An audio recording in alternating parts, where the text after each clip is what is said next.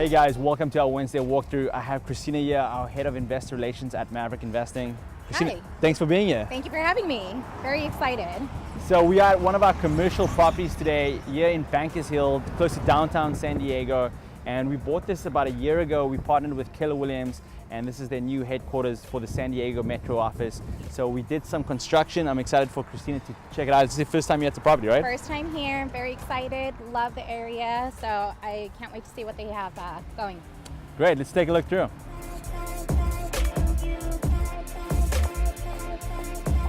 I believe the construction is about 95% complete. I think they're just getting the staging done and the floors are going in today. So let's take a look through. Thank you. I should open the door for you.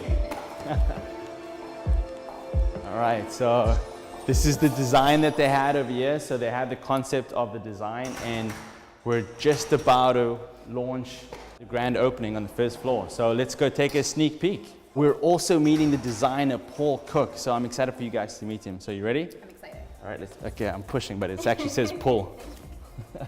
Hey, Paul. Hey, how's it going? Good. How are you? Doing good.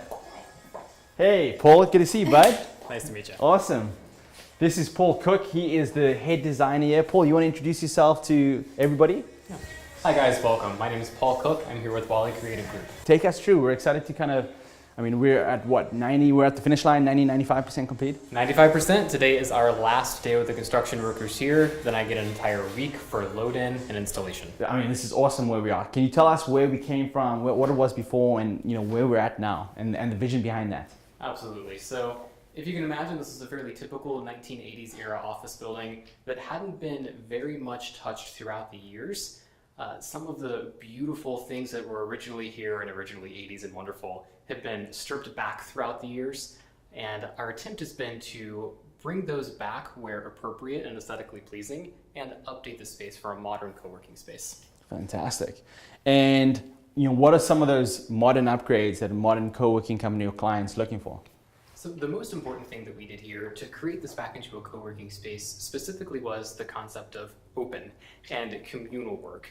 So a lot of the offices we shifted towards the periphery to leave the majority of the spaces in the middle open. Great. For collaboration and co-working. Can we take a look at some of those? Absolutely. All right, let's do it.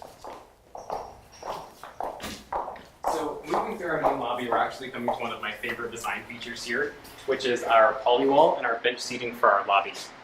What I felt was really important for this space specifically, especially when you're using a high contrast like black and white, is to influence that with the passage of light. So we're lucky enough in this building to have a ton of natural light, and because we're shifting offices to the periphery, I still wanted the passage and travel of light to come through. So you see, we've used the polycarbonate material in a number of places. So no matter where you are in the building, you're seeing natural light, even if you're in an interior room, such as this conference room. So before were the offices enclosed? Is that what you had to start off with? Absolutely. So imagine a very typical 1980s office space where you would see massive offices for one single executive. So throughout the space, we've shifted offices towards the periphery, but we've added features like sliding barn doors to where this particular space could fit multiple people in the offices. Great. And then there's also a lot of flex space. And is there different kind of companies working here? What are the type of clients that's going to be in this space?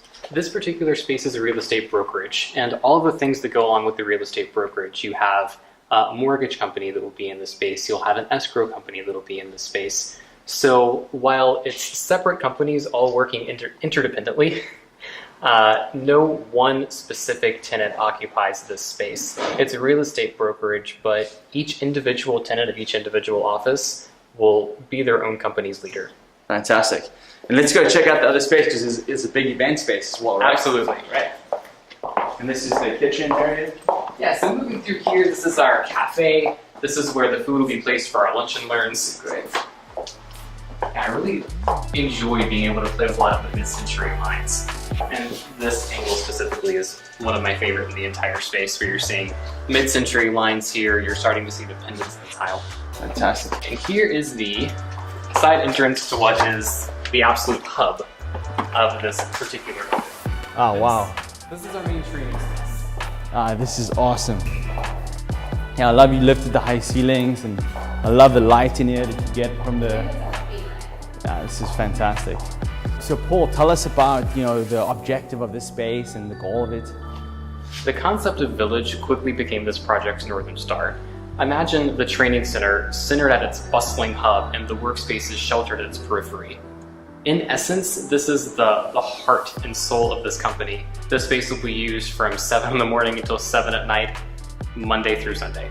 This space as a focus was central not only to the way the company views itself, but it's how you take a building and make it a brand. How you take a building and make it a brand. I love that.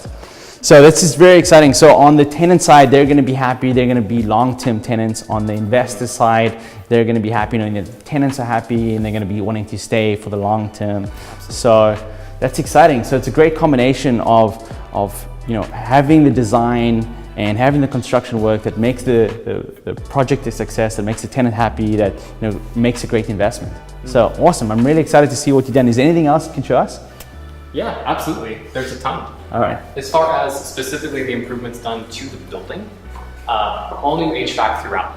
Great. All new lighting throughout. This being early 1980s building, there was no ADA compliance, and fire codes have significantly changed since then. So this space has been brought up completely modern standards. Not only are all the lights LED, but they're also all dimmable.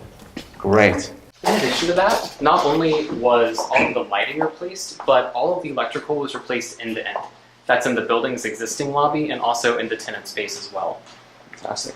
So all of the mechanicals have been completely refreshed, renewed, and replaced. You've been doing an amazing job. You can't tell me that it's been easy though. No, What are some of the challenges? No, I certainly can't tell you that it's been easy. So one of our main challenges was on demo day. As soon as the project started, there were a number of structural walls that simply weren't on the plans. This being a building that's close to 40 years old, they're going to have some surprises. And one of those surprises is actually right here. So specifically, these structural walls. And the structural shear wall and this structural here. Oh wow. We had no idea this was here. The initial design had all of this completely removed, so we had to work on the fly to figure out a way that we can have the most cost-effective and most reasonable way to leave the structural shear wall in place. And as soon as these things started to pop up, I really wanted to kind of shine a light on them. It's not an obstacle if you make it a feature. So I love that. we left a lot of the original details of the structural pieces of the building exposed. Same thing with the concrete floors. And when there are things that I simply couldn't remove, we again made it a feature. So we utilized the polycarbonate here over top of the shear wall, and this will actually be an interior light column. This wall will illuminate. Illuminate? Wow, that's incredible. Yeah. In a space like this, it's really important to bring that concept of light even into interior spaces. So by highlighting the structural wall, which we literally ran into at first as a problem with the design, by featuring it, highlighting it, illuminating it, and saving the client thousands of dollars. Well, I'm sure they appreciate that. I hope so. And so will investors. So when are you guys looking to have the final launch party? When is it going to be completely done? So today is actually the last day for the construction company. I'm going to take a week to get everything polished, cleaned, beautiful, and put the furniture in, and then at the end of the month is our launch party. Fantastic. Paul, this is awesome. Thanks, man. Really excited. I mean, Cristina, what do you think? This is incredible. I can't wait to see the finished product, how polished you get it, the black and the white contrast. I mean, it's the high ceilings, everything. It's just amazing. Thank you for color coordinating today. I appreciate it. Great stuff, man. Looking forward to doing more. This is amazing, Paul. Keep crushing it, dude. This is our Wednesday walkthrough. Thanks for watching, guys. Don't forget to subscribe to see more Wednesday walkthroughs with Cristina and the rest of the team. Cheers, guys. Bye.